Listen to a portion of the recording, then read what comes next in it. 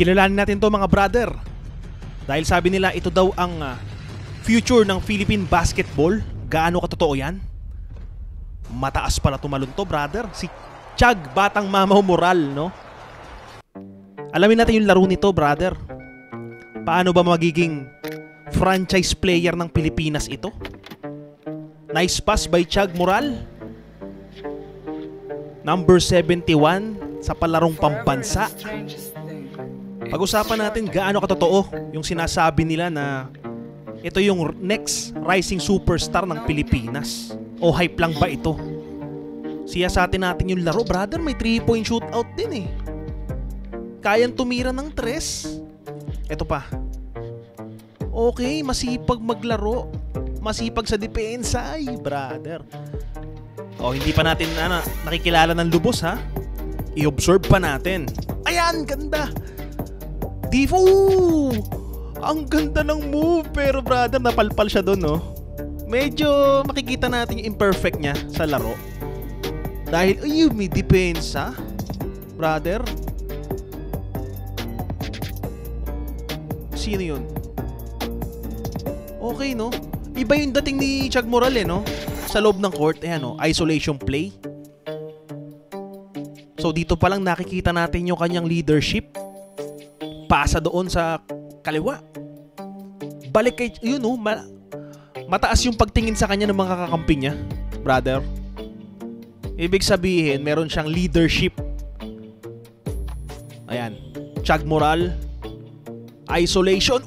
Tumira ng 3. Okay, nakikita natin yung mga potential ni Chag Moral dito. Okay, magaling mag-drive. Marami siyang varieties, no, in terms of offense. Sa depensa may sipag. Pero one thing na nakita ko sa kanya, he is very fearless, no. Mataas tumalon. Ano pa yung pwede natin makita sa kanya? Naniniwala ka ba, brother, na ito magiging superstar ng bansang Pilipinas? Ito. Meron siyang brother, no? Fearless in terms of scoring ability. Ayan, oh. Wala siyang takot sumalaksak. So, yung taas nung kanyang talon o yung kanyang leaping ability o athleticism, isa yon sa mga nagbibigay sa kanya ng kumpiyansa. Taas tumalon, brother. Kasi pag tinignan mo yung kanyang appearance, sobrang simple, no? Simpleng-simple, parang Renz Abando. Pero pag tinignan mo na yung laro niya sa loob ng court, brother, iba no?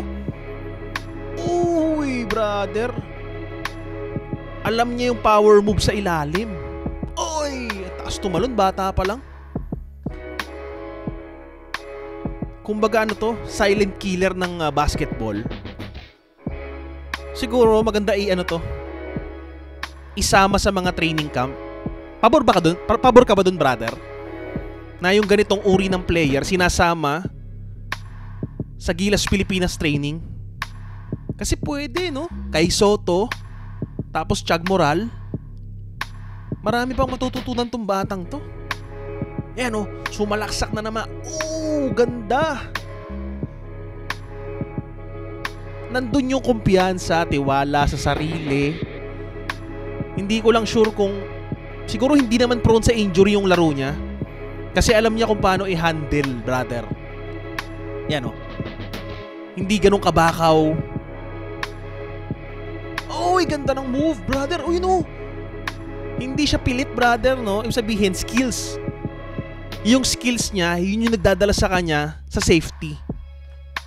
Kasi may mga player na basta makasalpak lang kahit delikado.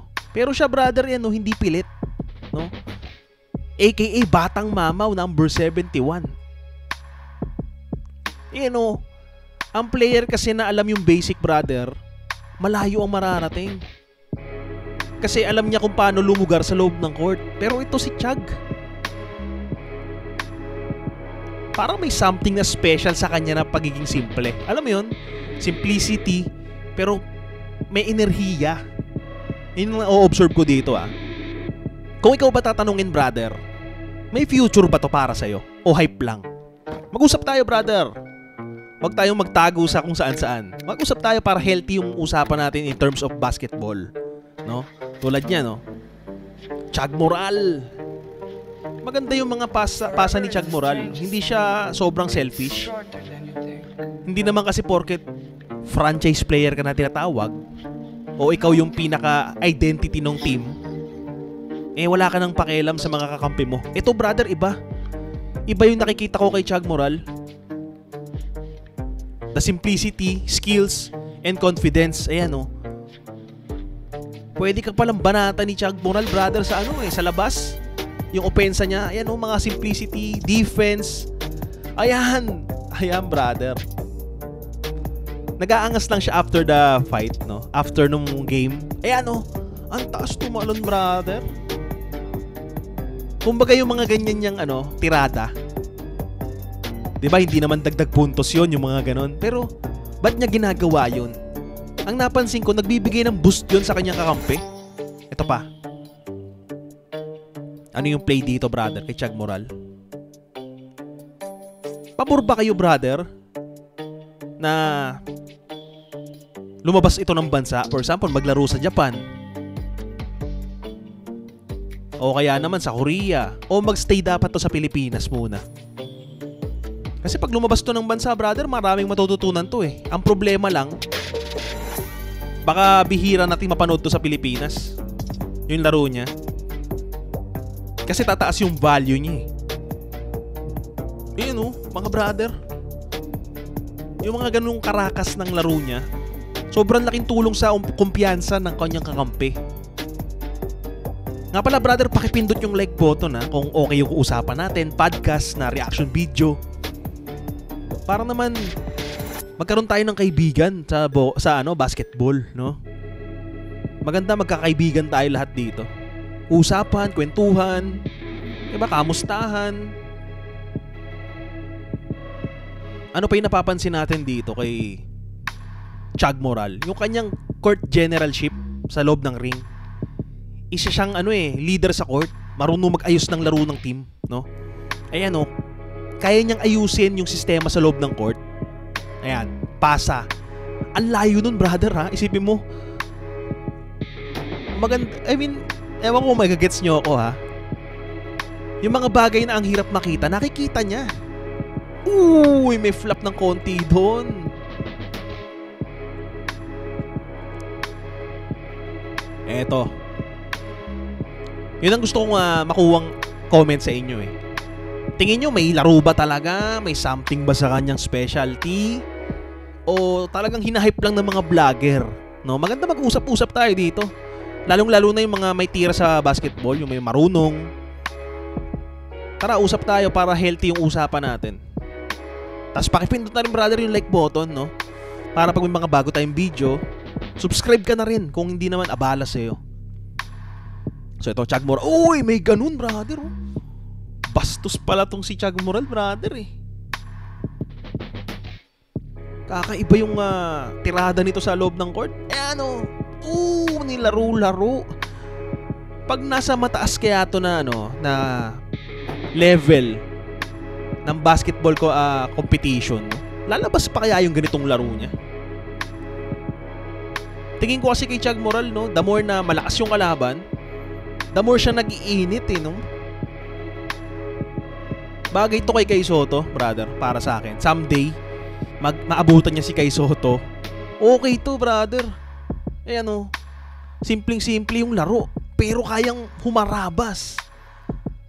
Hindi niya pinipilit brother. Kung sumablay, okay lang, basta hindi ma-injury. Ayan, Chag Moral.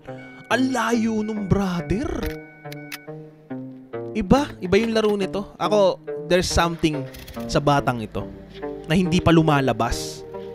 May ilalabas pa to brother. Ayan, yung imposible, kaya niyang gawin posible sa loob ng court.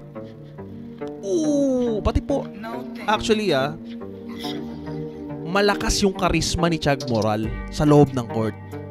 Sana lang maingatan tong batang ito, maalagaan, and sana wag baratin yung mga ganitong talento sa Pilipinas. Kalimitan kasi ngayon, brother, yung mga ganito kinukulong na sa Pilipinas porket may hype, porket malakas, porket bata, kinukulong sa Pilipinas tapos paglalaruin lang sa liga nila. Sana ito, brother, bigyan nyo ng pakpak tong player na ito. Hayaan yung marating niya, yung mga kailangan niyang marating. And sa bandang huli naman, brother, tayo rin makikinabang sa player na to eh. 'Di ba? Kung maglaro to sa Gilas Pilipinas, brother, no? Yung mga ganyang play, unselfish. Ayan, no? Chag Moral ulit. Ang bilis, brother eh. Uy! Hindi siya ganun ka-perfect, brother, ha? Pero kitang-kita mo yung effort, athleticism, simplicity na kung anong kailangan lang ng team. So, naniniwala ka ba na ito ang the future Philippine basketball player na superstar? Para sa akin kasi, brother, no?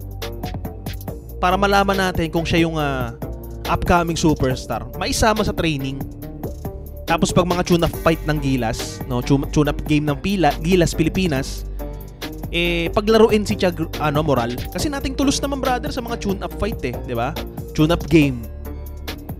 Ang gusto ko lang makita, ano yung estadong paglalaro ni Chag Moral pagdating sa mga ganung uri ng na mga competition na game, no? Tune-up fight ng game ng Gilas Pilipinas. Batang-bata pa to, brother. Yan, oh, kita nyo yung... Nakikita nyo ba yung mga kakampi niya, brother? Napapansin nyo? Kapag humahawak ng bola si Chag Moral, nagiging kumpiyansa rin yung kakampi niya eh. Kaya kalimitan sa kakampi niya, bigyan ng bola sa kanya. Ayan, Chag Moral ulit. Ibang mga gameplay naman to. Ooh! Meron siyang similarities. Hanapan natin ng similarities to, brother. Chag Moral. Iba eh, oh. Parang may pagka-Kyrie Irving eh. Konti lang ha, konti ah. Parang may pagka-Kyrie Irving. Kasi si Irving, brother, nung prime niya, mataas din tumalon si Irving ha. Tapos mataas yung IQ. Ganoon yung pagkakakilala ko ngayon kay Chag Moral eh. Hindi ko ino-overhype ha. Ang sinasabi ko lang dito, the idea na kung maaalagaan to, maiingatan, madedevelop sa ibang bansa, hindi ko sa minamalit yung Pilipinas. Pero kung bibigyan to ng opportunity na i-develop pa, brother, malayo mararating nito. O yan, no? Simplicity na may angas. The charisma of this kid. Ayan! Yan ang pinakagusto ko sa kanya eh. O, hindi kailangan ng fancy pagka... This boy know the rules of basketball talaga. Alam niya yung kalakaran, alam niya yung gagawin, no? Alam niya yung palitan ng galaw. Ayan, no? So, brother, kung medyo naging kaibigan naman kita dito, nakasama kita ng maayos, brother, okay ka naman, masaya ka naman, may kaibigan ka, at masaya ka naman sa ginawa natin ngayon na reaction video sa pagkilala sa player na ito. Ito na ang ating pagtatapos, brother. Salamat, brother, ha? Salamat sa pagparito mo at pakipindot yung like button, subscribe button, brother, comment ka, ha? Kung may future ba to. Ayan, no? Nabitin pa ako, brother. Sarap ng usapan natin at kwentuhan, no? Ayan, oh, ganda.